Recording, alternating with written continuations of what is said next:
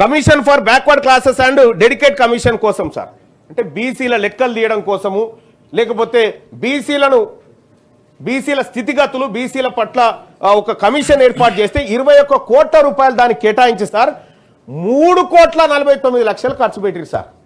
అంటే ఇక్కడ sir social సెక్టార్కి వచ్చేసరికి 2,194 కోట్ల రూపాయలు ఖర్చు పెడతామని బడ్జెట్లో చెప్పి కేవలం 112 కోట్ల రూపాయలు ఖర్చు పెట్టింది సార్ ఈ ప్రభుత్వం. ఇక అలాగే sir constructions of Bhavan sir, ఇక మాకు అనేకమైన భవనాలు, కుర్మ భవనము, గొల్ల భవనము, మున్నూరుకా భవనము, ఇట్లా ఎక్కడెక్కడి భవనాలన్నీ గతంలో ఆ ల్యాండ్ అలకేట్లు చేసినారు సార్. ఆ మూసి పక్క పొంటి ఉండేటి అన్ని మాయే. ఆ భవనాల కన్స్ట్రక్షన్ కోసం 100 కోట్లు కేటాయిస్తున్నామని బడ్జెట్లో పెట్టింది సార్. ఒక్క రూపాయి ఎందుకు పెట్టలేదు సార్? ఎందుకు ఖర్చు చేయలేదు సార్? ఒక్క రూపాయి కూడా ఎందుకు ఖర్చు చేయలేదు సార్ ఈ ప్రభుత్వం? సార్ ఇంకొకటి ఎస్టాబ్లిష్మెంట్స్ అండ్ శాలరీస్ సార్, 143 కోట్ల రూపాయలు దీనికోసం ఖర్చు చేస్తామని 43 కోట్లు సార్.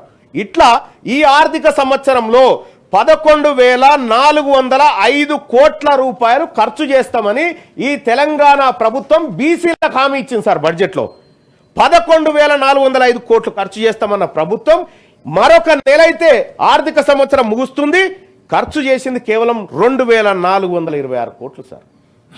ఏం సమాధానం చెప్తారు సార్ ఈ ప్రభుత్వం బీసీలకు?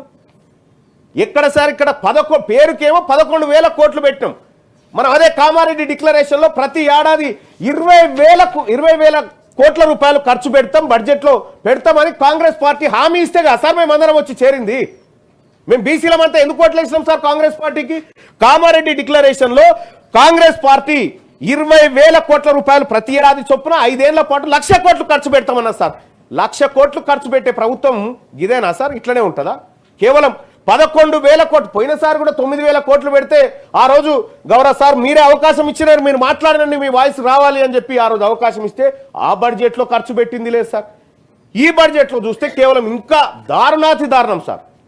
11,000లో 2,000 కోట్ల సార్ మా కోసం ఖర్చు పెడితే ఈ ప్రభుత్వం మా కోసమే ఉందా సార్? ఈ ప్రభుత్వం మా సంక్షేమాన్ని ఏమైనా చూస్తా ఉందా సార్? సార్ ఇదొక్క బడ్జెట్ కాదు సార్. తెలంగాణ రాష్ట్రం ఏర్పాటైన తర్వాత సార్ కన్నీళ్ళు వస్తాయి సార్. ఈ తెలంగాణ రాష్ట్ర ప్రభుత్వం మొన్ననే కుటుంబ సర్వే చేసి తెలంగాణలో బీసీల జనాభా 56.33% ఉందని చెప్పింది సార్. 56.33% ఉందని చెప్పినటువంటి ప్రభుత్వం ఈ వర్గాల కోసం చేయాల్సినటువంటి ఖర్చు ఎంత చేస్తున్నది ఎంత సార్? సార్ ఇదొక తెలంగాణ రాష్ట్రం ఏర్పాటైతే మా నీళ్లు మాకు వస్తాయి, మా నిధులు మాకు వస్తాయి, మా నియామకాలు మాకు వస్తాయి అని మీరే కాదు సార్, మీరందరే కాదు సార్ కొట్లాడి మనకు మంచి జరుగుతుంది మన వర్గాలకు అని చెప్పి ఇక్కడ ఉన్నటువంటి మీరే అందరు కొట్లాడారు సార్. ఆ రోజు మనం అందరం పోరాటం చేసినాం.